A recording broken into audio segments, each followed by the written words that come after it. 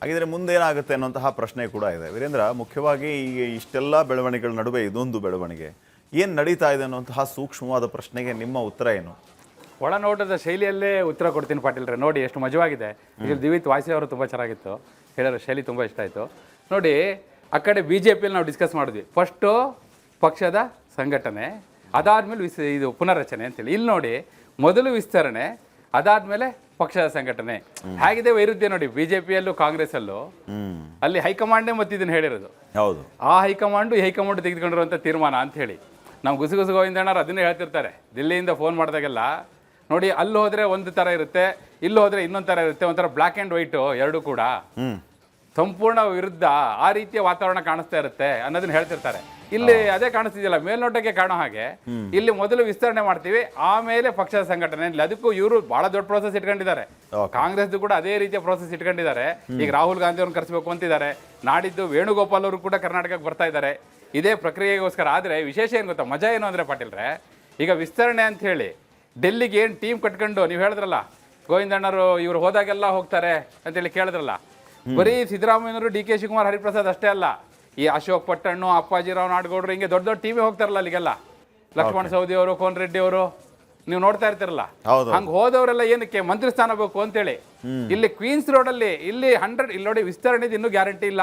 ಅವ್ರು ಪರ್ಮಿಷನ್ ಕೊಟ್ಟರೆ ವಿಸ್ತರಣೆ. ಬಟ್ ಸಂಘಟನೆ ಹಂಗಲ್ಲ ಪಾಟೀಲ್ರೆ, ಸಂಘಟನೆದು already guarantee. But Queens road ಹತ್ರ ಹೋಗಿ ಹುಡುಕ್ ನೋಡಿ, ಯಾರಾದ್ರೂ ಒಬ್ಬರಾದ್ರು ನನಗೊಂದು ಕೊಡಿ ಸ್ಥಾನಮಾನ ಅಂತೇಳಿ ಕೂತ್ಕೊಂಡಿದ್ದಾರೆ ಕಾತ್ಕೊಂಡು. ನೋಡಿ, ಎಲ್ಲರೂ ಲಾಬಿ ಆಗ್ತಾ ಇದೆ ನೋಡಿ. ಡೆಲ್ಲಿಯಲ್ಲಿ ಹೋಗಿ ಲಾಬಿ ಮಾಡ್ತಾ ಇದ್ದಾರೆ ನೋಡಿ, ನಂಗೊಂದು ಪಕ್ಷದಲ್ಲಿ ಒಂದು ಜವಾಬ್ದಾರಿ ಕೊಡಿ. ಡೆಲ್ಲಿಯಲ್ಲೇ ಇದ್ದಾರೆ ಈಗ. ನೋಡೋಣ ಹಂಗಿದ್ರೆ ಮುಂದೆ ಏನಾಗುತ್ತೆ ಎತ್ತ ಭಾರಿ ಕ್ಷಣ ಕ್ಷಣಕ್ಕೂ ಕುತೂಹಲ. ಅಂದ್ರೆ ನಾಳಿನ ಒಳನೋಟದಲ್ಲಿ ಈ ಕುತೂಹಲವನ್ನು ಮುಂದುವರಿಸ್ಕೊಂಡು ಹೋಗ್ತಾ ಇದ್ದೀರಿ ನೀವು. ನೋಡಿ, ವಿಸ್ತರಣೆ ಪುನರ್ರಚನೆ ಅಂದ್ರೆ ಸಾಕು, ದಿಲ್ಲಿವರೆಗೂ ಓಡೋರಿದ್ದಾರೆ. ಈಗಲೂ ಕೂಡ ದಿಲ್ಲಿ ಹೋಗಿದ್ದಾರೆ. ಆದರೆ ದಿಲ್ಲಿ ಯಾಕೆ ಈಗ ಇಲ್ಲೇ ಪುನರ್ರಚನೆ ಆಗ್ತಾ ಇದೆ. ಆದರೆ ಈ ಪುನರ್ರಚನೆ ಗ್ಯಾರಂಟಿ ಅಂತ ಹೇಳಿದ್ರು ಕೂಡ ಒಬ್ಬರು ಬರ್ತಿಲ್ಲ. ಯಾಕೆ, ಏನು ಕತೆ ನೋಡೋಣ. ಪುನರ್ರಚನೆಯ ಒಳನೋಟ.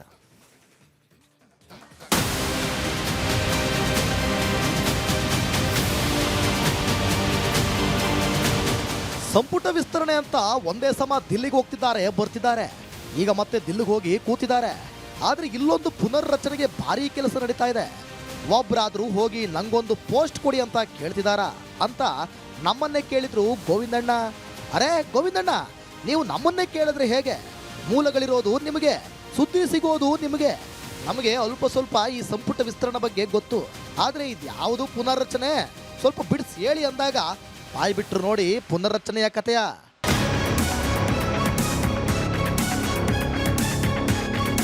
ವಿಷಯ ಏನಪ್ಪಾ ಅಂದ್ರೆ, ಮೊನ್ನೆ CM DK ಶಿವಕುಮಾರ್, ಮಾಜಿ CM ಸಿದ್ದರಾಮಯ್ಯ ಹಾಗೂ KPCC ಅಧ್ಯಕ್ಷ BK ಹರಿಪ್ರಸಾದ್ ದಿಲ್ಲಿಗೆ ಒಂದೊಂದು ಪಟ್ಟಿ ಹಿಡ್ಕೊಂಡು ಹೋಗಿದ್ರಲ್ಲ. ಆಗ ಎಲ್ರಿಗೂ ಕಾಡಿದ್ದು ಒಂದೇ ಪ್ರಶ್ನೆ. ಅದೇನಪ್ಪಾ ಅಂದ್ರೆ, CM ಪಟ್ಟಿ ಸರಿ, ಮಾಜಿ CM ಸಿದ್ದರಾಮಯ್ಯನವರ ಪಟ್ಟಿಯೂ ಸರಿ, ಆದ್ರೆ ಅದ್ಯಾವುದ್ರಿ ಅದು BK ಹರಿಪ್ರಸಾದ್ ಅವರ ಪಟ್ಟಿ ಅಂತ ಕಾಂಗ್ರೆಸ್ ಪಡಸಾಲೆಯ ಮೂಲಗಳಿಗೆ ಆಶ್ಚರ್ಯ ಆಗಿತ್ತಂತೆ.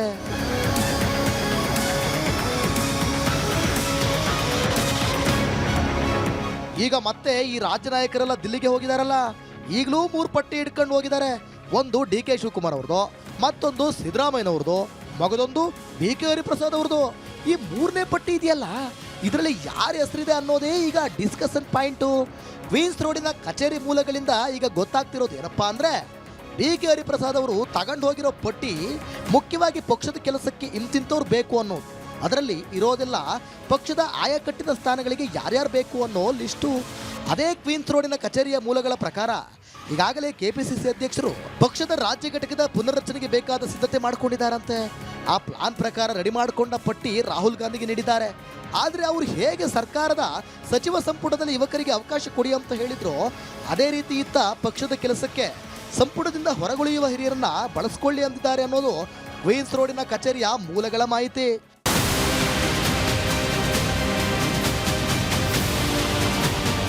KPCC ಅಧ್ಯಕ್ಷರಾದ ಬೆನ್ನಲ್ಲೇ ಫುಲ್ ಆಕ್ಟಿವ್ ಆಗಿರೋ BK ಹರಿಪ್ರಸಾದ್ ಅವರು ಪಕ್ಷದ ಸಂಘಟನೆಯಲ್ಲಿ ಅಮೂಲಾಗ್ರ ಬದಲಾವಣೆ ಮಾಡೋದಕ್ಕೆ ಎಲ್ಲ ರೆಡಿ ಮಾಡಿಕೊಂಡ್ರು ಸಹ ಸಚಿವ ಸಂಪುಟ ವಿಸ್ತರಣೆ ನಂತರವೇ ಪಕ್ಷದ ಪುನರ್ರಚನೆ ಆಗಲಿದೆ ಅನ್ನೋದು ಅದೇ ಮೂಲಗಳ ಕಣ್ಣಿಂದ ನಮ್ಮ ಒಳನೋಟಕ್ಕೆ ಕಂಡಿದೆ.